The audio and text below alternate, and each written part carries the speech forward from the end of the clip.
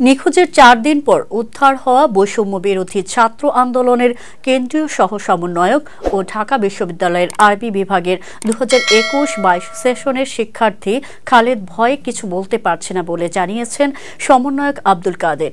মঙ্গলবার দিবাগত রাত 12টা 45 মিনিটে গণমাধ্যমকে এ তথ্য জানিয়েছেন তিনি। আব্দুল কাদের বলেন, খালেদ হাসান ভয়ে কাউকে কিছু বলতে পারছেন না।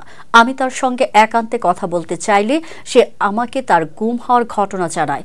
খালেদের ভাষ্যমতে শুক্রবার বিকালের দিকে টিএসসি থেকে রিকশায় করে দোয়েল চত্বরের দিকে যাবার সময় রিকশাতেই তিনি জ্ঞান হারান। পরবর্তীতে তিনি যখন জ্ঞান ফিরে পান, নিজেকে সুনামগঞ্জের একটি পেট্রোল পাম্পের কাছে মাইক্রোবাসে দেখতে পান। এ সময় তার সঙ্গে আরও 2-3 জন ছিল। পরবর্তীতে তিনি ফের জ্ঞান হারান। দ্বিতীয়বার যখন খালেদ জ্ঞান ফিরে পান, তখন নিজেকে পঞ্চগড়ের কোনো একটা জায়গায় দেখতে পান। তখনও মাইক্রোবাস চলমান ছিল।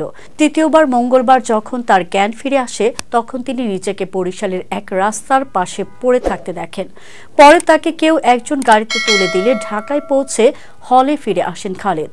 কাদের আরও বলেন, খালেদের মানসিক অবস্থা ভালো না, কাউকে কিছু বলতে পারছেন না। আমরা তাকে ঢাকা মেডিকেল কলেজে নিয়ে এসেছি। সুস্থ হলে সে সবাইকে ঘটনার বিস্তারিত বলতে পারবে।